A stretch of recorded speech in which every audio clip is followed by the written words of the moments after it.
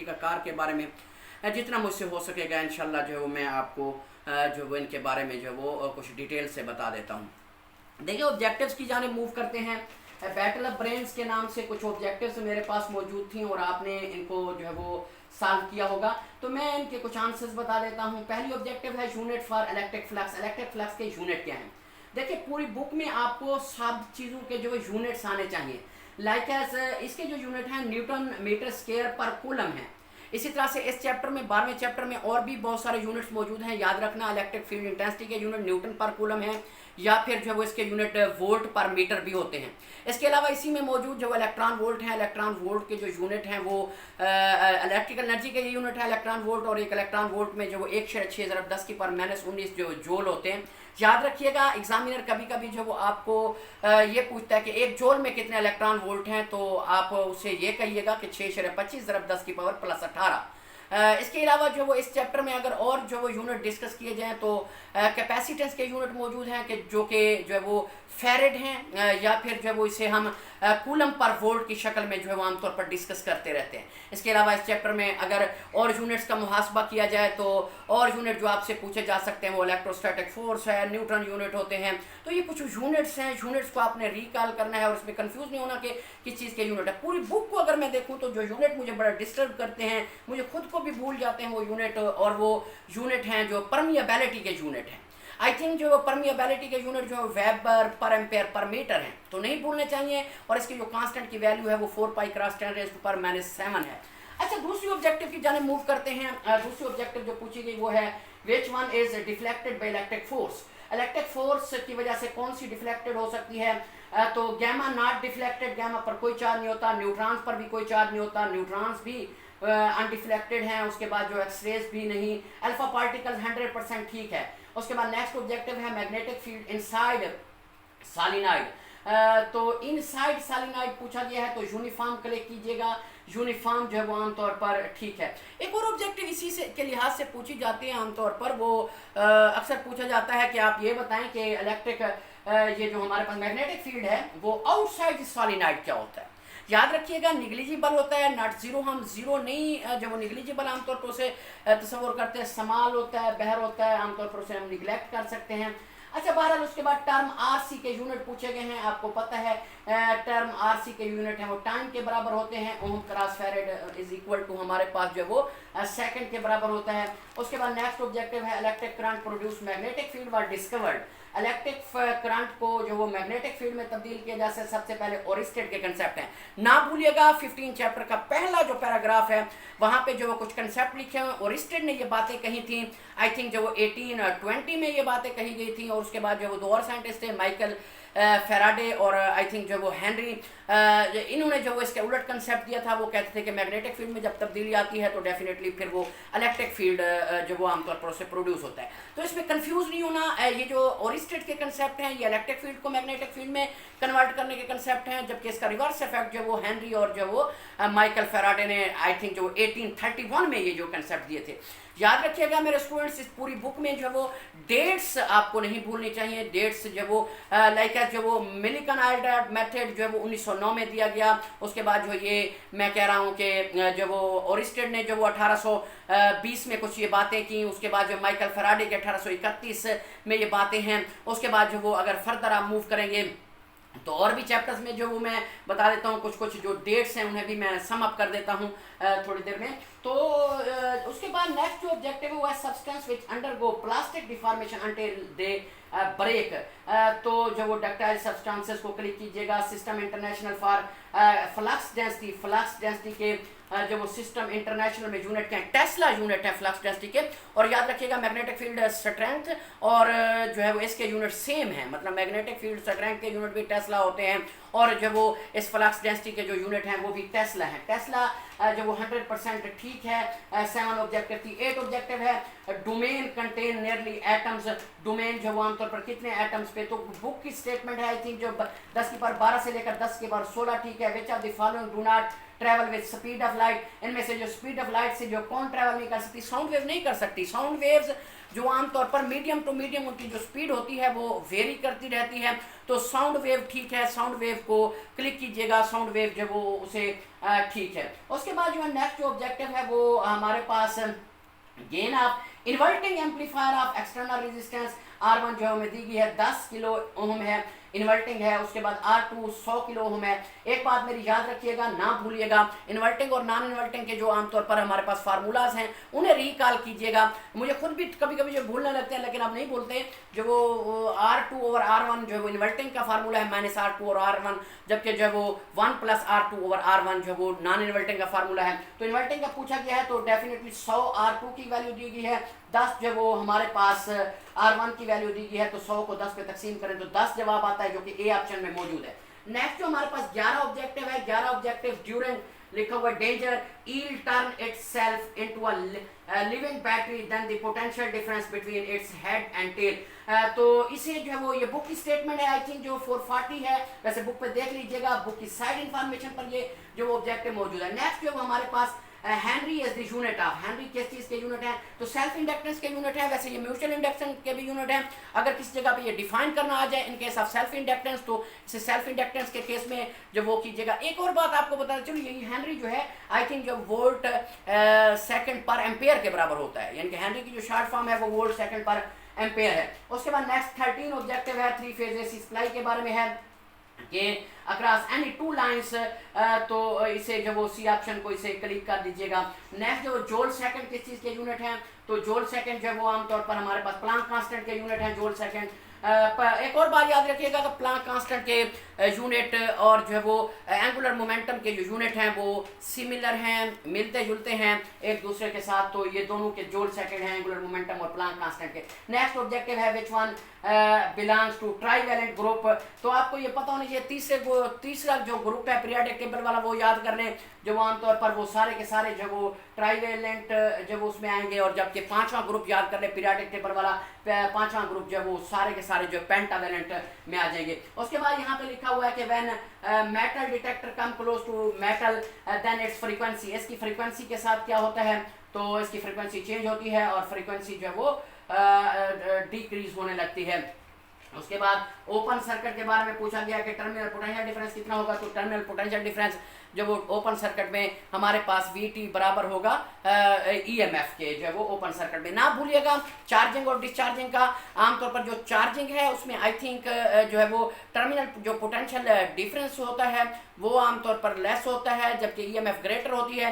जबकि डिस्चार्जिंग के कंसेप्ट देख लीजिएगा बुक पे, आमतौर पर वहाँ पे जो है वो मेरे ख्याल में टर्मिनल जो पोटेंशियल डिफरेंस है, टर्मिनल पोटेंशियल डिफरेंस की वैल्यू जो वो आमतौर पर हमारे पास ज़्यादा होती है एज कम्पेयर टू जो है वो EMF के। तो ये बातें ना भूलिएगा, ओपन सर्किट में VT = EMF होता है और चार्जिंग के कंसेप्ट और हैं और जो डिस्चार्जिंग के कंसेप्ट कुछ और हैं। ओपन लूप गेन के बारे में बार बार पूछी जाती है ऑब्जेक्टिव, तो 10 की पावर 5 ना भूलिएगा, 10 की पावर 5 बुक की स्टेटमेंट है, 10 की पावर 5 जो 18 चैप्टर में आप जो इसे ओवरऑल सम अप करते हैं। उसके बाद हमारे पास जो वो यूनिट पूछे गए हैं, जो मॉडुलस ऑफ इलास्टिसिटी के जो यूनिट होते हैं वो हमारे पास मॉडुलस ऑफ इलास्टिसिटी के जो है वो स्ट्रेस और स्ट्रेन की रेशो होती है। तो स्ट्रेस के जो यूनिट होते हैं वही जो इसके यूनिट होंगे, तो पास्कल इसके यूनिट होते हैं। उसके बाद नेक्स्ट जो है वो पूछा गया विच ग्रुप, तो इसका A ठीक है। उसके बाद जो 30 ऑब्जेक्टिव की जानिब मूव करते हैं, angle of scattering for which Compton shift is maximum. हाँ, ये बहुत ही इंपॉर्टेंट ऑब्जेक्टिव है, कंफ्यूजिंग है काफ़ी, जब वो याद रखिएगा 180 इसका ठीक है। अब स्टूडेंट बार बार जो वो हमसे पूछते रहते हैं कि ये 180 आपने क्यों ठीक कराया, तो आप देखते हैं कि हमारे पास जो वो फार्मूला होता है आई थिंक, जिसमें जो वो 1 - cos थीटा इन्वॉल्व होता है जो ब्रैकेट में। तो 1 - cos थीटा cos 180 cos 180 -1 होता है, तो -1 उसके बाद जो 1 फिर ये माइनस माइनस प्लस हो जाएगा, तो 1 प्लस जो हमारे पास 1 तो ये 2 आएगा।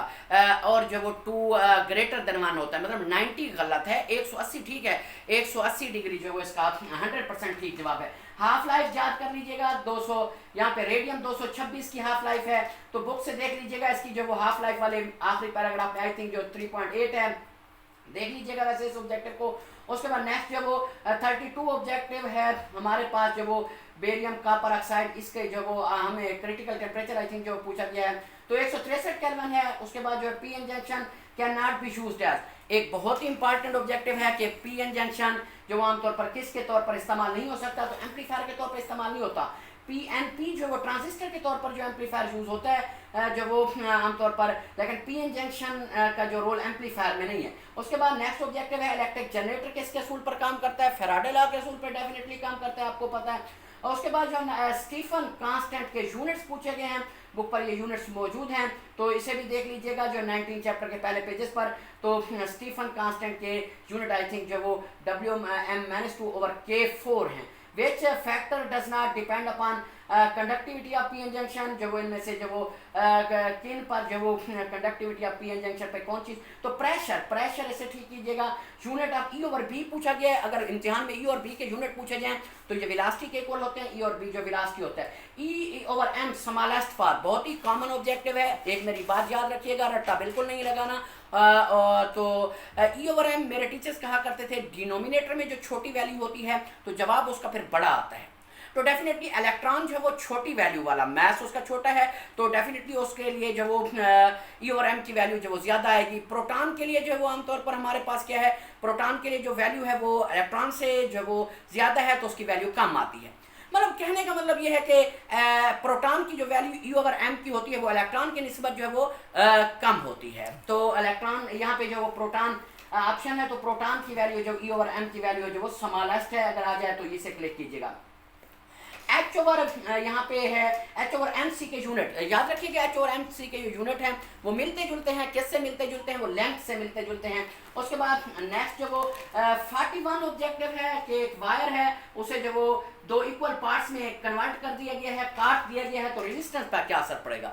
एक बात मेरी याद रखना, दो चीजें पूछी जाती हैं ऐसी ऑब्जेक्टिव में, रेजिस्टिविटी का पूछा जाए, रेजिस्टिविटी जो वो आमतौर पर नेचर ऑफ मटेरियल मतलब जो लेंथ एरिया इन चीजों पर डिपेंड नहीं करती, वो जस्ट जो टेम्परेचर पर डिपेंड करती है। जबकि रेजिस्टेंस के बारे में अगर बातें जो डिस्कस की जाए तो रेजिस्टेंस आमतौर पर लेंथ पे भी डिपेंड करती है, डायरेक्टली रिलेटेड होती है, जबकि एरिया के जो इन्वर्सली रिलेटेड होती है। तो लेंथ को अगर हाफ कर देंगे आप तो डेफिनेटली रेजिस्टेंस भी हाफ हो जाएगी, क्योंकि रो एल ओवर ए जो वो फार्मूला होता है, तो इस चीज को जो वो कंफ्यूज ना होइएगा। उसके बाद wave nature of light appears in, यहाँ पे लिखा हुआ कि वेव नेचर जो कौन से फिनोमिना में जो वो अपेयर होती है, तो यहाँ पे पहला ऑप्शन है पेयर प्रोडक्शन, रंग है, पार्टिकल नेचर का प्रूफ है, कॉम्पटन इफेक्ट पार्टिकल नेचर का प्रूफ है, photo electric effect also Compton जो वो पार्टिकल नेचर का प्रूफ है। लास्ट में इंटरफेरेंस है, तो याद रखिएगा interference is a proof of the wave nature of the particle.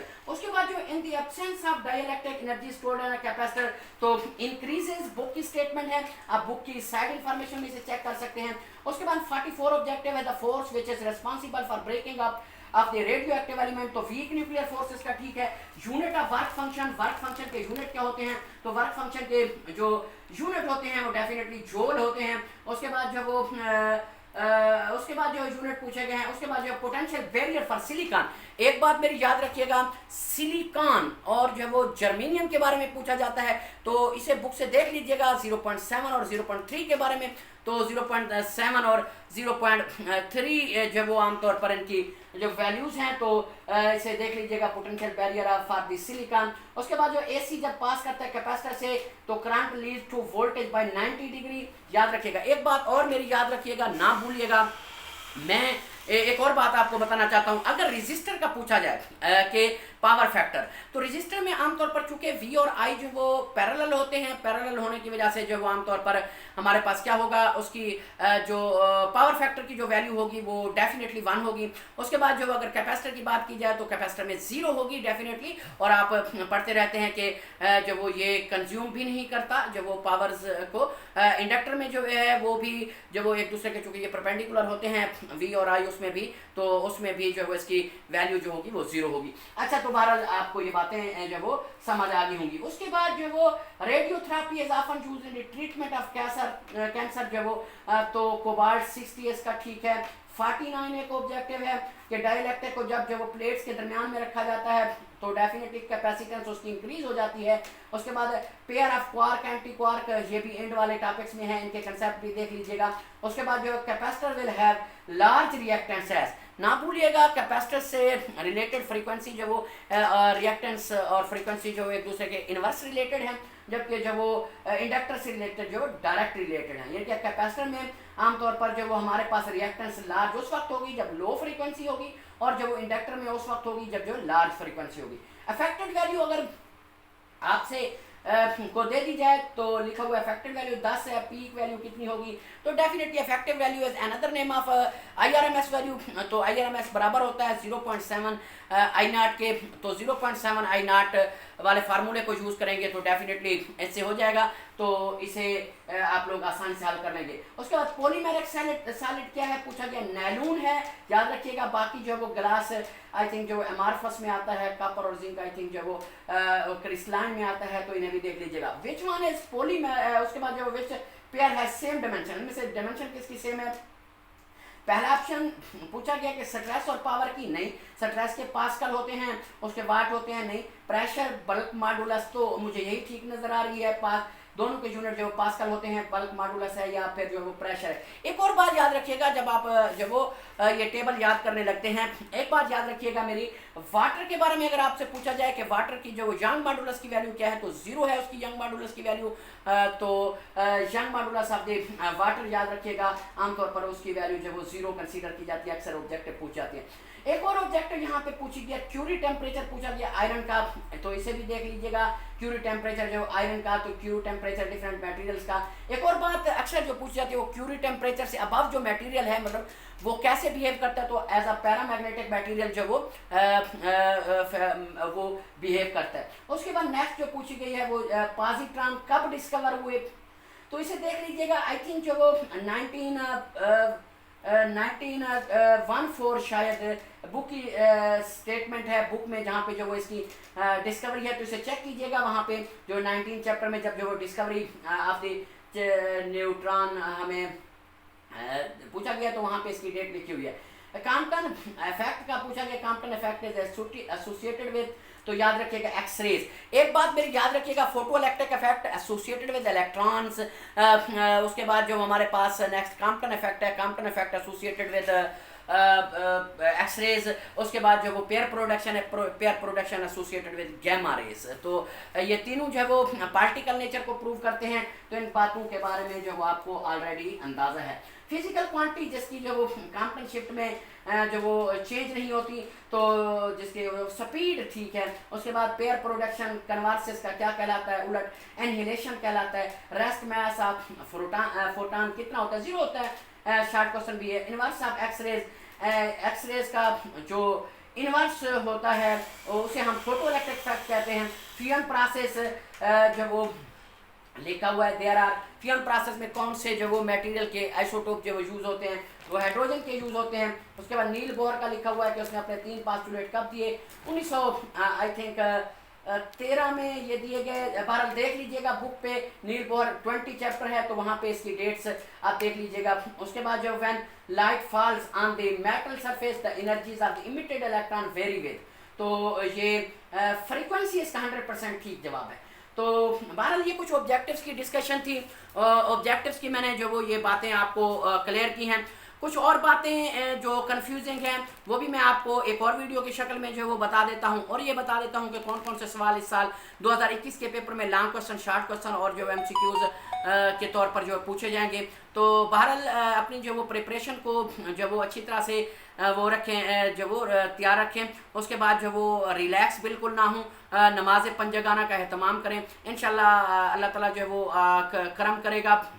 बाकी मेरी ज़ात से मैं बंदा ना चीज़ जितना भी जो वो आप लोगों के लिए एफर्ट कर सकता हूँ, यकीन जानिए जो है मैं अपनी तरफ से जो बड़ी एफर्ट कर रहा हूँ। इंशाल्लाह आप देखेंगे जो वो 85 ओवर 85 की इंशाल्लाह इस साल लाइन्स होंगी। और ये इस साल सिर्फ नहीं, पिछले 10-12 साल से जो है वो मैं जब से टीचिंग फील्ड में आया हूँ पैशनेट वे से टीचिंग किए जा रहा हूँ, और स्टूडेंट्स को एक बूस्टअप मोटिवेशन अंदाज से और कंसेप्चुअल वे ऑफ स्टडी से जो टीचिंग किए जा रहा हूँ। तो इंशाल्लाह इस दफ़ा भी आप देखेंगे कि 85 और 85 की एक रिकॉर्ड बनेंगे, और इंशाल्लाह पिछले रिकॉर्ड्स को हम जो वो तोड़ देंगे, और जो वो बहुत अच्छे नंबर आएंगे। अल्लाह ताला आप सबका जो वो हामी और नासिर हो। तो जो वो अल्लाह हाफिज़।